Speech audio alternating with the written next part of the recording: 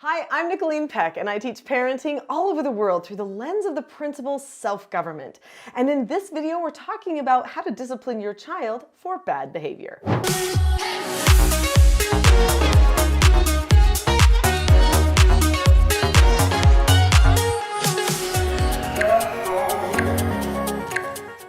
In this video, we're going to talk a little bit about what parents are dealing with, bad behavior-wise, what doesn't work, and then how to discipline your children with calmness, the self-government way. Nobody likes bad behavior. In fact, I think every parent has this delusion, this hope that their child will be that perfect one that doesn't ever do anything bad. But alas, that's not part of being a child. In fact, don't ever expect to create a perfect child because it's not possible. The only thing that we can hope for is a joyful adult who knows what their mission in life is and can't wait to fight for it, and has solid relationships with God and family, and understands principles, the things that are important. But during childhood, they're going to learn and grow along the way, and there are a lot of things that people are dealing with.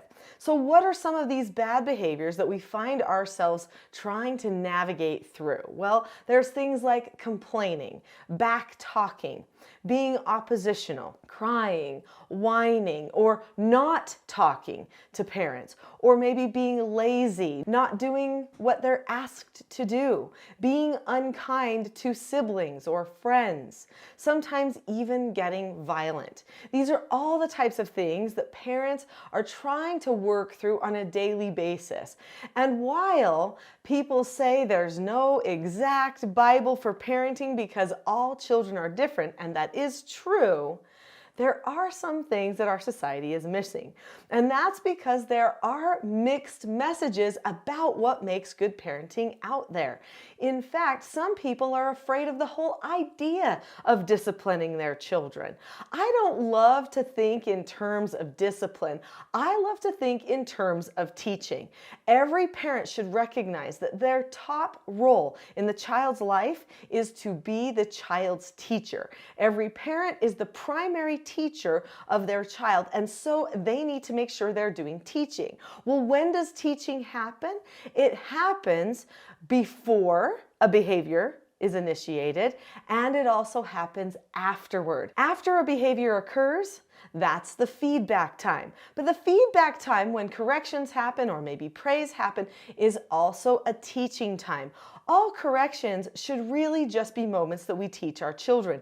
Now, that doesn't mean that they don't accept consequences, however, because children do need to learn cause and effect if they are going to learn self-mastery and to take ownership over their own behaviors. So what we're going to do is we're going to talk about what doesn't go well for people. Then we're going to discuss self-government and how you can calmly discipline, correct, or teach your child in a way that will touch at the heart, instead of just addressing the emotion associated with all of the behavior.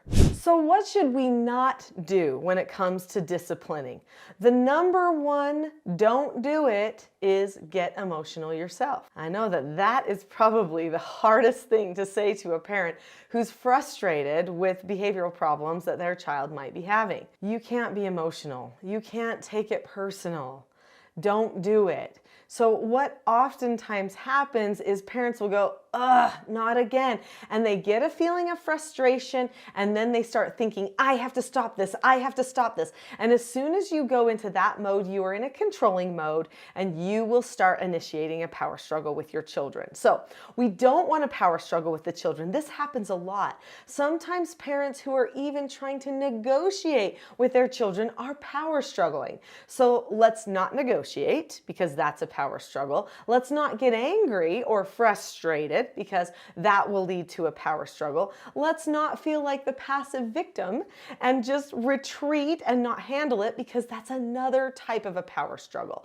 We definitely do not want to be power struggling with our children at all. That is the no-no. We also don't want to make the mistake of not handling the situation. If a child is going to learn to take responsibility of their own behavior, their own thought processes, then that child needs the opportunity to have a teaching moment or some feedback after they've taken an action. So what we want to do is we want to make sure that teaching occurs. If you just leave it alone, ignore it, you're actually hurting your child in the end. So we're going to talk about self-government and what to do to discipline bad behavior in children. But first, are you liking what you're learning so far? If so, do you see that button that says subscribe? Well, click it. Because when you subscribe to this channel, you'll learn more and more all the time because new videos are coming out every day. So let's talk about self-government. What does that term actually mean? It's a principle of freedom, actually, and we all want to have freedom in our families, right? Our children want freedom and we want freedom too, and so we have to abide by principle to find freedom. You can't ever just control freedom. You can't just take it and then actually experience real freedom. Freedom has to come through principle. So what is the principle of self-government? Self-government is being able to determine the cause and effect of any given situation and possessing a knowledge of your own behavior so that you can control them. So what that means is that you see, what type of a person ought I to be? Okay, what direction do I see myself heading in order to get the best results? So what effects do I want for my actions and my life and my connections with other people? Okay, so what's my plan for going in that direction? Then I examine myself and say, how am I doing along this journey? Or what do I know one of my weaknesses is? Maybe I have a weakness of getting too emotional. Well, how am I going to prepare for that then? So that in the moment I remember not to go into my emotional part of my brain, but to go to my logical part of my brain instead. I've got to have a plan. Well, that's what I teach people. I teach people how to create plans so that they can be self-governed, so that they can actually get the outcomes that they want to have. And here's the secret of self-government too. Really, when a person is self-governing, what happens to them is they have a change of heart. That means when parents are self-governing, their hearts shift, soften, turn toward their children, and have a change. And when a child has a change of heart, when they're self-governing, their hearts soften and turn toward their parents. They have a shift, not just in behavior, but they have a heart shift too. That's what this whole channel is about, is how to help people not just have a change of behavior, but have a change of heart too. So I've written a lot of books, 11 books. 11 books all about helping a person learn self-government. What I would like to tell you right now are some of the highlighted things in these books that you can use when you are teaching, correcting, or disciplining your child. So earlier I talked about the role of parents as teacher, right? I actually have a whole book all about roles in the family. And I'm not talking about like who makes dinner or who goes to work. Those are just responsibilities that anybody can do.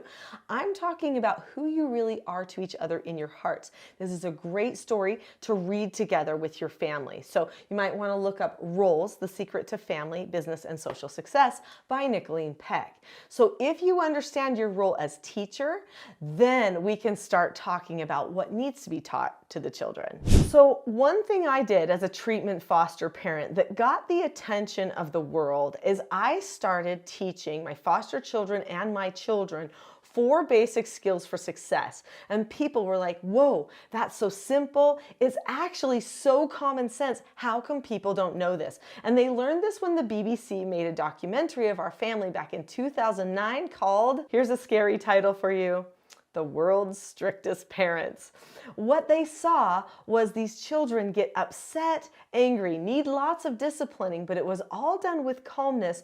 And there were certain words that we kept saying to each other, like, hey, oh, that's a no answer, or right now you're not accepting a no answer. People probably didn't fully understand what it was, and they started begging for books. So first, I wrote this book called Parenting a House United, which goes into the nuts and bolts of the skills that parents need to teach their children and that they need to know for themselves to correct negative behaviors. In fact, this piece right here is kind of the central piece to my teaching. But I also created these books. These 4 children's books each teach one of the 4 basic skills, which are following instructions, accepting no answers and criticism, accepting consequences, and disagreeing appropriately. When a child proactively learns these 4 basic skills, that actually takes care of 99% of the behavioral problems. This doesn't mean that they will always remember to accept a no answer, but when they've got the skill, now you can pinpoint exactly what needs to be corrected, and the people don't have to get emotional or power struggle again. So how do we use all of these pieces? There are 4 basic skills for children, like I mentioned. There are 3 meetings that parents are going to want to have on a regular basis in their family so that they can prepare the family to be successful when it's time to correct or discipline. And then there are 5 teaching styles that parents can learn. All of this is taught in my TSG parenting course or in those 11 books. But there are other tone elements too, like calmness, that you want to really make sure that you have in place in the home and in your teaching so that that discipline can hit the heart instead of just trying to control or manipulate the other person through a power struggle. There is a process that we go through to discipline a child. It starts with pre-teaching. So first you pre-teach the 4 basic skills. I'm going to tell you just one of those skills right now. Accepting a no answer is the shortest skill and probably the second one you should teach your children. The steps to accepting a no answer are: you look at the person, keep a calm face, voice, and body, say okay or ask to disagree appropriately, and then you drop the subject. That means you don't think about it or talk about it anymore. Think of how that will handle the whining, the pouting, the anger. Calm face, voice, and body. What does that mean? And drop the subject. Super powerful things.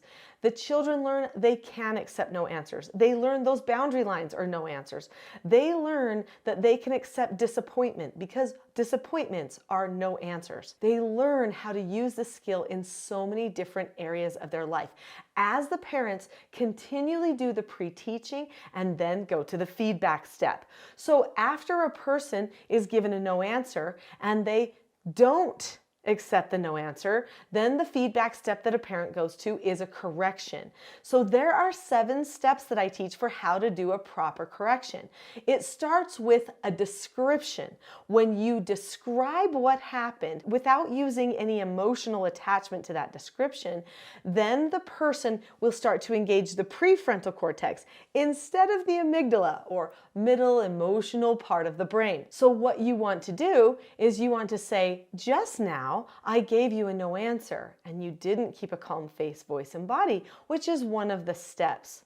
You also kept talking back to me afterward, which means you're probably wanting to use that other skill you know called disagreeing appropriately, but you didn't use it, and that means you didn't drop the subject. What you should have done was, so then we go into another description of what they should have done. We give a rationale, tell them their consequences, and there are certain consequences that work better than others. I'll tell you what, right now people are using manipulative consequences, things to just try to get their child to feel bad. And that is not necessarily what makes a good consequence. I don't have time to go into all of that on this video, but be sure to check out for more information about what makes great consequences. But then we also have a practice session after they get the opportunity to accept their consequence. And by the way, they have to do the 6 steps to accepting a consequence or they will not get the opportunity to learn self-government. So this means they have to know that skill too. Now, some parents might be saying, well, great, Nicholeen, but what if my child is so oppositional that they literally are not going to accept a consequence? They're not going to care. They're going to throw up their arms and say, whatever. Well, we have something prepared for that too. And that particular skill is an intensive teaching skill that I teach called the Rule of 3. For older children, for younger children, we use a trigger spot called a calm down spot and then go to an additional correction.